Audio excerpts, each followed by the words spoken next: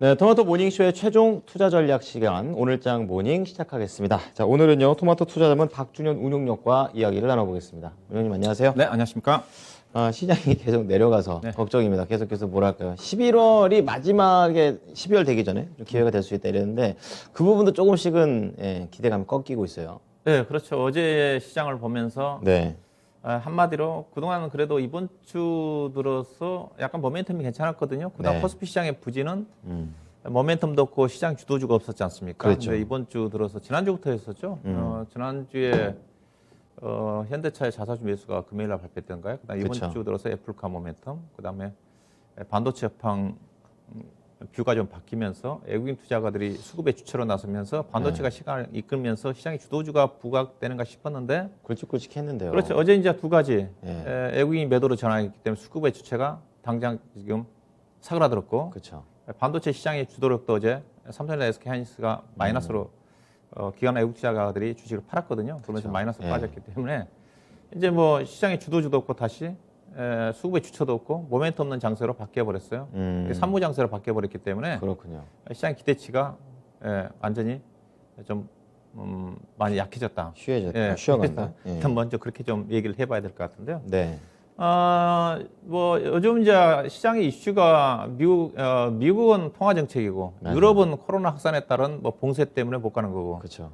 국내 시장은 이제 미국의 통화 정책의 영향권에서 어제 이제 한국의 금통위 금리 결정에 있었으니까 한 번 더 맞았죠. 그 연장선이고 또 국내 같은 경우는 이제 코로나 확진자 수가 지금 4천 명이 넘어가니까 뭐 방역 조치 강화가 나오지 않겠는가 같은 그런 우려감도 그렇죠. 어제 관련된 종목들 약세로 좀 나타났거든요. 뭐 소매 유통을 중심으로 해가지고 의리 쪽까지 어제 급락이 나왔으니까. 네네. 하여튼 뭐 우리 시장 자체는 하여튼 미국발 통화 정책에 대한 부분 자체가 상당히 민감하거든요. 왜냐하면 외국인 수급에 의해서 시장이 결정되는 시장이다 보니까 그렇죠. 통화 정책과 관련된 긴축 얘기가 나오면 우선적으로 우리나라가 타깃이 된다, 자금이 빠져나간다 그런 생각을 가지고 있고 또 실질적으로 외국인 투자가들이 그런 매매 동향이 좀 나타나고 보여줬고. 있으니까 예. 어제 이제 그런 부분이 나타났다고 봐야 될 것 같아요. 전혀 이제 국내 시장에 영향을 미쳤던 것 자체는 이제 미국 증시 자체는 오늘 쉬었지만은 미국 시장 같은 경우도 통화 정책과 관련된 연준 파월의장 재지명 이후에 약간 매파적인 지금 분위기로 좀 나가고 있지 가고 않습니까? 있어요. 예. 일부 연준 위원들도 비둘기파적인 연준 위원들도 매파적으로 바뀌면서 그러면서 뭐 조기 페이퍼링 자체가 좀 앞당기지 않겠는가 세입 자체 그런 얘기까지 나오고 있지 않습니까? 그렇죠. 예. 그럼에도 불구하고 미국 시장 같은 경우가 전략 후강으로 끝났잖아요. 다우지수도 거의 부합권에 올라갔고 S&P라든가 나스닥 시장 같은 경우 특히 이제 금리에 민감하게 반응하는 나스닥 시장이 전략 후강으로 올라왔죠. 끝났지 않습니까? 예. 또 국채 수익률도 거의 1.7% 턱 아래까지 올랐다가 1.64로 끝났기 때문에 안정화됐죠. 이제 그런 논란에도 불구하고 전략 후강으로 끝났으니까 국내 같은 경우도 어제 이제 한국은행의 금리 결정 회의가 있었지만은 거의 시장에서 금리 인상 가능성은 90% 이상을 예상했죠. 예. 예상했던 부분이었지 않습니까? 물론 이제 이주열 총재가 내년도 1분기 때 한 차례 또 금리 인상 얘기는 언급했지만 그것까지도 예상했던 거거든요. 내년도 그렇죠. 한두 차례 정도 예상했기 그러면 우리 시장 자체도 미국 시장으로 본다 한다면 그런 통화정책 올라가야 불확실성 되는데. 해소가 예. 되니까 예. 약간 마이너스 발표되기 전에 코스피 지수가 마이너스 한 15포인트 정도 얹어졌지 않습니까? 그러면 그렇죠. 좀 낙폭을 줄인다든가 그런 움직임이 나타났어야 되는 건데 미국처럼 여기서 차이점이 나오는 거죠. 예, 전혀 무기력한 장세였거든요. 거의 그 변동이 없이 마이너스 10포인트대에서 머물면서 무기력한 장세로 끝났다는 거죠. 결국은 이 부분 자체는 외국인들이 최근에 이제 매파적인 분위기로 휩쓸면서 외국인들이 약간 이제 보수적으로 나섰던 네. 시장 영향이었던 게 아닌가. 그동안 수급에 추천해서 외국 투자가. 왜냐하면 어제 외국 투자를 코스피 시장에서 현물을 5일 만에 매도로 전환이 좀 됐거든요. 네. 5일 동안 외국인 투자가들이 주식을 얼마 샀냐면 약 1조 6천억 정도 샀습니다. 네. 그 중에서 계산해 봤더니 삼성전자라든가 SK하이닉스 반도체를 약 1조 한 3, 4천억 샀더라고요. 거의 다 샀네요. 거의 다 샀는데 네. 어제 이제 5일 만에 매도세를 전환이 좀 됐고 여기다가 선물 시장에서도 거의 한 4,800억 정도 매도가 나왔거든요. 선물은 지금 3일 동안 매도인데 선물 한 약 1조 한 2천억 정도 매도를 하고 있는 쪽이거든요. 예. 그래서 전체적으로 그동안 이제 시장에 앞서 얘기했다시피 주도주 역할을 했던 반도체 매수가 일단락이 좀 됐고 삼성전자가 5일 만에 외국인 투자가들이 매도로 바뀌었고요. 예. 그다음에 SK 하이닉스도 이제 9일 만에 매도세로 전환이 좀 됐거든요. 이러다 보니까 IT 시장에 앞서 얘기했다시피 IT가 시장을 끌고 가야 되는 건데 그렇죠. IT가 올라가면서 3,000포인트를 안착시켰지 않습니까? 그렇죠. 근데 이제 그렇게 기대감 자체가 약화됐다는 거죠. 결국은 다시 올라간다 한다 하더라도 3,000포인트 올라가기 위해서는 삼성전자라든가 하이닉스의 매수 전환이 돼야 될 겁니다. 그래서 네. 뭐 이 시간 이후에도 삼성전자, SK 하이닉스가 외국인이 수급의 변화가 나온지를 좀 봐야 되겠죠. 오늘 같은 경우도. 근데 어제 매도세로 바뀌었기 때문에 제가 보기에는 어느 정도 최근에 삼성전자, SK 하이닉스 매수 자체는 업황에 대한 약간 긍정적인 시그널이 있었지만은 네.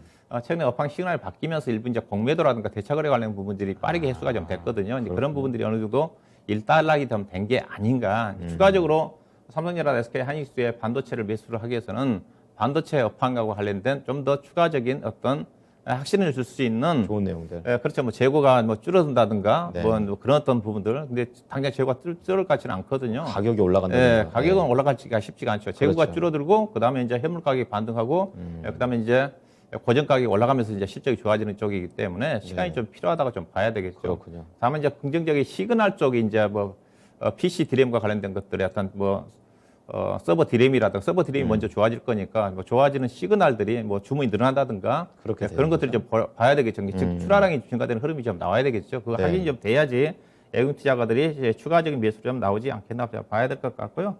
그래서 이제 어제 시장을 딱 보면서 느낀 것 자체는 시장 자체가 다시 산무장세로 회귀했다. 시장의 수급의 주체도 이제 없어졌고 모멘텀도 지금 사라진 것 같고 주도주도 IT 쪽에 대한 주도주도 많이 약화가 좀 됐기 때문에 결국 네. 시장 자체가 오늘 시장 이후에도 거의 답보 상태가 진행되지 않겠는가 일반적으로 그렇게 어제 시장을 보면서 예상을 해볼 수가 있을 것 같고요. 네. 어제 이제 시장이 보게 되면 카카오 그룹주가만 강세했어요. 엄청 많이. 코스피 시장으로 따지면 일부 네. 조선주와 네. 카카오 그룹주가 강세를 보였는데 이제 카카오페이의 이제 코스피 200 편입 효과가 그룹 전반적으로 상승을 견인한 게 아닌가 좀 봐야 될 것 같은데요. 승리로 들어갔죠. 예. 예. 이게 이제 제가 표를 좀 카카오 그룹과 관련된 실적과 그 시가총액을 저 표를 좀 준비를 해봤는데요. 내보시군요. 요즘 시장의 트렌드가 어디에 있는가를 좀 볼 수가 있는 건데 이제 일단 밸류를 본다 한다면 네. 뭐 카카오뱅크가 카카오가 그렇다 한다 하더라도 어제 이제 급등했던 건 대표적으로 카카오페이지 않습니까? 그렇죠. 카카오페이가 9만 원에 상장돼 가지고 지금 거의 100% 가까이 올랐습니다. 이 시가총액이 카카오페이가 28조 원이에요. 이게 카카오 그룹이 보면 시가총액이 4개에서 합치게 되게 되면 거의 한 130조 원 가까이 되지 않습니까? 그렇죠. 130조 원이고 카카오코로 따지면 아마 시가총액이 지금 4위권 정도 될 거예요. 삼성전자, SK 하이닉스, 네이버 다음이니까. 네. 이게 세계 이제 그 중에서 이제 뭐 카카오 아마 게임지만 코스닥 기업이니까 네. 이게 세 종목 어제 뭐 카카오페이가 18% 떴고 그다음 카카오뱅크가 뱅크 게임즈가 한 5% 가까이 떴고 카카오가 3% 가까이 떴거든요. 어제 결국은 카카오 그룹주들이 시가총액이 100조 원이 넘어가면 상당히 시장 영향이 큽니다. 카카오 그룹으로 따지면 전체 약 시가총액 차지하는 비중이 5%예요. 입김이 세지네요. 그만큼 그래서 우리 시장이 좀 요즘 수급 이슈지 않습니까? 계속 그렇죠. 제가 대규모 IPO에 대한 후유증이라고 얘기를 하는데 이제 어떻게 보면 올해 상장된 회사가 카카오뱅크라든가 카카오페이라든가 카카오게임이잖아요. 이들 관련 종목들이 어제도 거래량이 집중이 됐거든요. 네. 이러다 보니까 올해 이제 수급의 어떤 상장된 회사들 왜냐 이쪽에 자금이 쏠리다 보니까 다른 네. 쪽은 상대적으로 피해를 보고 되거든요. 그렇죠. 밸류 자체도 상당히 높고 특히 카카오뱅크 같은 경우는 3분기도 적자난 기업이거든요. 올해 영업이익이 22억인데 시가총액이 28조 원이니까. 근데 결국 예상한 2년, 3년 이후에 이제 증권사, 이제 플랫폼 기업으로 성장을 염두에 두는 그렇다 한다 하더라도 2023년도 간다 하더라도 시장에서 1,000억 정도 이상 이익을 전망하지 않고 있는 쪽이거든요. 그렇군요. 예. 바닥에 이런 것들이 성장 쪽으로 많이 쏠린 것 자체가 상대적으로 가치주 쪽에서는 상대적으로 다 소외적으로 거기로 가버린 거네요. 나타나고 볼 수도 있는 게 있는데. 아닌가. 이게 상대적으로 가치주 갖고 계신 분들 이런 거 비교해보면 22억 정도밖에 영업이익 안 되는 회사가 시가총액 28조 원, 카카오뱅크도 3천억 이익 나는 회사가 32조 원. 그렇게 되면 은행주 갖고 계신 분들한테 상대적으로 예, 그렇죠. 박탈감을 많이 느낄 수가 있죠. 그렇죠. 이성적이지가 않죠. 예, 뭐 그런 어떤 흐름이 어제 이제 시장에 나타났다고 봐야 될 것 같고요. 네. 반면 이제 코스닥 시장 같은 경우는 메타버스라든가 패키지 기판, 이제 폴더풀 부분 관련도 종목들을 중심으로 해서 그래도 어제 코스피 시장 같은 경우는 상대적으로 코스피가 마이너스 때 플러스가 났었거든요. 결국 이제 마이너스로 전환이 좀 됐지만은 네. 제한적으로 종목별 흐름은 강하게 전개됐다고 봐야 될 것 같은데 어제 거래대금 중에서 거의 보면 대부분 종목들이 어제 삼성전자가 포함 빼고 나서 대부분 다 어제 다날, 비덴트, 뭐 신풍제약이라든가 뭐 카카오, 다 뭐 개별 이슈네요. 페이라든가 관련도 종목들이 거래량 좀 집중이 좀 됐어요. 어제 이제 뭐 시장의 특징 종목으로서는 뭐 현대미포가 수요일날로도 특징 종목을 언급해 드렸던 건데 수주 소식이 있어요. 화요일 잠깐 하루 쉬었다가 다시 어제 4%대까지 강세를 예. 보였고 어제 이제 현대중공업은 코스피 편입에도 불구하고 약간 감고학 정도 끝났는데 카카오 요즘 현대 미포조선이 수주 모멘텀 때문에 상대적으로 탄력적으로 가볍다면 양지 것도 수급입니다. 그렇군요. 왜냐면 현대 미포조선이 그렇게 수주가 잔고가 다른 기업보다 뚜렷하지는 않거든요. 근데 워낙 가볍다 보니까 상대적으로 그런 영향이 있었던 게 아닌가 봐야 될 것 같고요. 그렇군요.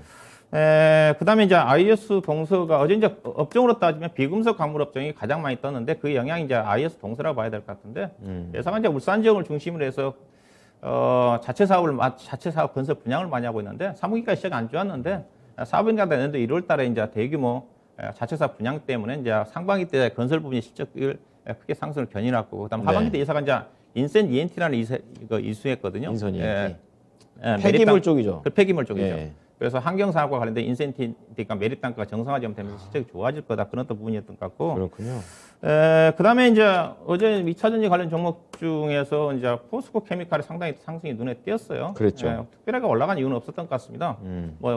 내화물 쪽에 투자 이익가 나왔던 부분이 있는데 보시다시피 이 종목이 올해 1월 달에 연초에 18만 원 안착한 이후로 주가 계속 행보를 보였어요. 네.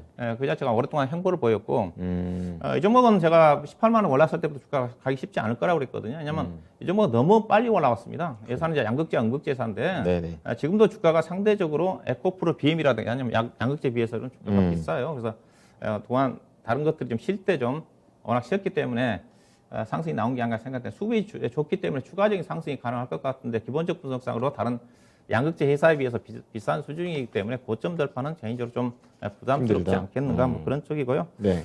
그다음에 어제 이제 코리아 서킷과 관련된 기판 회사들이 실적이 괜찮았고 주가가 어제 급등이 좀 나왔고 네. 그다음에 폴더폰 쪽에 어제 좀 많이 밀렸지만 파인테크닉스 이제 코리아 서킷이라든가 파인테크닉스 그다음에 ST팜도 어제 바이오 종목들 강하더라고요. 급등이 나오는데 이들 종목들의 특징이 뭐냐면 네. 성장 산업이다 보니까 예. 투자이기 때문에 떴습니다. 파인테크닉스도 부동산 건물과 토지 300억 중 330억인가요? 투자이익이 나왔고 그다음에 앞서 이제 코리아 서킷도 업황이 좋다 보니까 2천억 정도 시설 투자이익이 나왔고 ST팜 같은 경우는 ST팜 같은 경우는 바이오 CMO 원료 의약품 회사지 않습니까? 이제 그쵸. CMO와 관련해 가지고 네. 회사도 한 1,500억 정도 투자이기 때문에 요즘 앞서 얘기했듯이 2차 전지도 투자이기가 나오면 주가 급등이거든요. 맞아요. 요즘 트렌드인 것 같습니다. 또 무상증자 발표하게 되면 예전보다 또 강하게 움직임이 전개되고 있는 게 그렇군요. 요즘 시장에서 나타나고 있는 특징이 아닌가 좀 봐야 될 것 같고요. 네. 그다음에 이제 뭐 드래곤플라이라든가 다날이라든가 비덴트.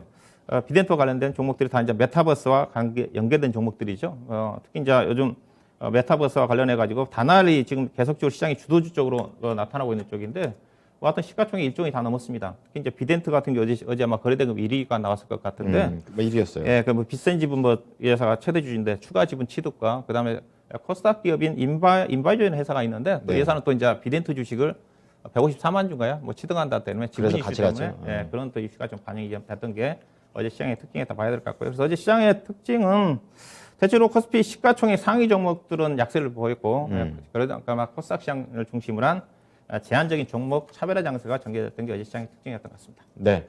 이제 코스피보다는 코스닥 쪽으로 시장에서는 뭔가 이야기들을 만들어내고 있는 그런 상황인데 그럼 투자 전략으로 바로 들어가 보도록 하겠습니다. 예, 일단은 국내외 통화정책과 관련 것 자체가 계속 악재로 좀 작용하고 있는 쪽인데 개인적으로 거의 어느 정도 많이 반영됐다고 봐요. 80, 90% 정도는. 오늘까지도 그럴까요? 그러지 않을 것 같은데. 예, 네. 뭐 어느 정도 반영이 좀 됐다고 좀 보시면 됩니다. 우리나라도 이제 뭐 금리 좀 인상을 했고 추가 영향력으로 확대되기는 뭐 제한적이라고 좀 봐요. 네, 지난주에 아니라 그제 미국 시장 같은 데 앞서 얘기했던 전략 강화로 끝났던 분위기이기 때문에 좀 더 봐야 되겠지만은 네. 근데 항상 이제 이런 금리 인상 초기 단계에서는 이런 경기가 좋은 부분에 인상할 때는 약간 노이즈 때문에 시장 변동성이 나타나기도 합니다. 약간의 역사적으로 변동성이 나타날 그렇군요. 수 있겠지만은 예. 저점 이탈한다든가 그런 어떤 악재 요인은 아니라 좀 봐야 될 것 같고요. 이제 향후 시장의 상승에 위해서는 이제 미국이 지금 뭐 휴장인데 오늘 휴장인데 휴장 때 이제 본격적인 이제 블랙 프라이데이 소비 시즌이 않습니까? 그렇죠. 결과가 어떻게 좀 나올지 판매 결과가 좋게 나오면 그게 이제 연말 제한적인 산타릴로 이어질 수 있는 쪽이고 만약에 분위기가 안 판매 자체가 안 좋다고 된다면 네. 약간 시장 자체가 조정권에 좀 전진할 가능성이 크거든요. 그래서 미국 쉬는 기간 쇼핑 시즌에 소매 판매 동향에 따른 등락이기 때문에 결과를 좀 주목해 볼 필요가 있지 그것도 않겠나 봐야 될 것 봐야겠네요. 같고요. 그래서 앞서 얘기했다시피 우리 시장 자체는 다시 사무장세를 복귀를 했기 때문에 시장 네. 자체는 이제 방향성 없는 등락 구간의 연장이 좀 되지 않겠는가. 지수는 개인적으로 뭐 2,950포인트, 60포인트가 저점이 될 것 같고요. 네. 등락 구간이다. 2,950원에서 3,030포인트 정도의 등락 구간이라고 염두에 두셔야 될 것 같고요. 뭐 그래서 시장은 대안이 없다. 코스피 쪽에서는. 그래서 매매는 그래도 수익을 위해서는 코스닥 시장을 중심으로 한 실적 플러스 업황이겠죠. 코스닥 시장은. 네네. 그다음에 이슈 뭐 여러 가지 메타버스나 NF라든가 그다음에 관련된 종목들 중심에 제한적인 종목 장세라 좀 봐야 될 것 같고요. 관심은 뭐 거의 비쌉니다. 관심은 코스피가 다시 3,000포인트 가기 위해서 IT가 가야 되거든요. 근데 그렇죠. 수익률이 잘 크진 않을 거라고 했어요. 결국은 삼성전자, SK하이닉스 수익 안 되지 않습니까? 그렇죠. 근데 관심은 그쪽에서 수익 반등이 나온다는 거죠. 그다음에 이제 2차 전지, 패키지 기판, 폴더폰, 게임과 관련된 여러 가지 미디어 콘텐츠 관련 종목들이 주목을 해야 되지 않겠나 봐야 될 것 같습니다. 업종을 보면 항상 네, 그렇죠. 나오던 것만 나오는 것 네. 같습니다. 그럼 어디서 봐야 될까요, 관심주는? 그래서 뭐 요즘 시장 저도 참 앞서 얘기했지만 보기 너무 어렵지 않으세요? 네, 요즘 종목들이 돌고 돌아야지 좀 저도 종목 추천했는데 요즘 거의 뭐 제가 코스피는 대안이 없다고 그러지 않습니까? 그렇죠. 그냥 길게 보셔야 되는 거고요. 주가가 좀 싸지만. 그래서 움직이는 쪽에 관심 가질 수밖에 없는데 제가 꾸준하게 연구하고 있는 쪽에 그 패키지 기판 쪽을 다시 한번 좀 보면서 일부 종목도 AS까지 하면서 좀 점검해 드리도록 하겠습니다. 네, 업황 설명 좀 부탁드릴게요. 네, 일단은 패키지 기판 업황 그 표를 좀 보시게 되게 되면요. 네. 패키지 기판 업황 자체가 이제 작년도부터 좀 좋아지기 시작을 했어요. 패키지 기판 자체가 보시게 되면 여러 가지 기판이 이제 PC용 비메모리형 기판이 있고 그다음에 메모리형 기판이 있고 그다음에 스마트폰용 기판이 있고 그런 쪽이거든요. 그다음 네트워크용 기판이 있는데 전반적으로 다 우상향 쪽입니다. 보시다시피 2025년도까지 업황이 좋아진다는 거잖아요. 최후에 최소한 2, 3년 정도는 업황이 좋아진다는 겁니다. 그래서 최근에 이제 가장 좋은 쪽 자체가 비메모리형 기판 자체가 좋고요. 그래서 비메모리형 기판과 관련된 영업이익률 자체는 거의 30% 정도까지 선도 기업들 같은 경우는 올라와 있고요. 거기가 제일 좋고. 그다음에 이제 메모리 같은 경우 조금 떨어집니다. 13%, 14% 정도. 네. 그 비메모리 쪽에 대한 매출 비중이 많은 회사 같은 경우는 실적 영업이익률이 높아요. 대표적인 회사가 그렇겠네요. LG노텍이고 심텍이거든요. 예. 그다음 삼성전기는 부진한 것 자체가 메모리 메모리와 쪽이라서. 관련된 부분이 많습니다. 그다음 스마트폰 관련된 부분. 이게 단계적. 근데 지금 메모리가 좋다 보니까 비메모리 쪽으로 확산이 좀 되고 있고, 그다음에 모바일이라든가 네트워크 쪽까지 확산될 조짐을 좀 보이고 있다. 낙수 효과가 기대된다는 쪽 보셔야 좀 될 것 같고요. 네. 여전히 최근에 이제 글로벌 패키지 기판 회사들 이비덴이라든가 유니마이크론이라든가 싱코 일렉트로이라든가 종목들이 전일 같은 계속 신고가입니다. 외국 기업. 이제 국내 관련 기업들은 이제 LG노텍만 가고 있고 예. 다른 종목들은 어제 이제 코리아서킷가 신고가가 나왔는데 쉬고 있는 쪽인데요. 여전히 국내 패키징 업체들이 많이 올라왔지만은 글로벌 기업들에 비해서 주가가 싸다. 그런 것을 보시면 될 것 같고요. 네. 패키징 기판 회사들 제가 이제 밸류라든가 최근에 이제 모아오셨군요. 11월 달에 상승률을 좀 오른쪽에 좀 표를 준비를 했는데요. 네. LG노텍이 가장 많이 떴죠. LG노텍이 그러네요. 11월 한 달 동안 40% 떴고, 반면에 삼성전기는 12%밖에 못 떴고, 그 다음에 이제 많이 뜬 게 심텍이 30한6% 정도 이것도 떴고, 잘 가더라고요. 그렇죠. 가장 많이 뜬 게 코리아서킷네요. 코리아서킷가 56이군요. 56%. 코리아서킷은 제가 17,000원대 언급해 드렸는데, 그렇죠.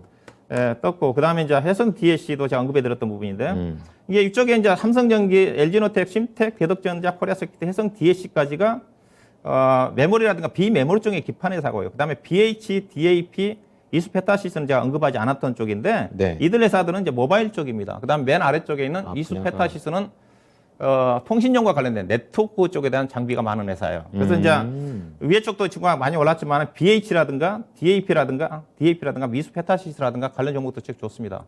이게 특히 이제 DAP라든가 DAP 같은 경우는 모바일 기판 쪽인데 특히 이제 스마트폰 폴더블 폰이 요즘 잘 팔린다고 있지 않습니까? 그렇죠. 이게 스마트폰 기판 같은 경우는 삼성전기라든가 LG노텍이 철수를 했어요. 돈이 안 된다고.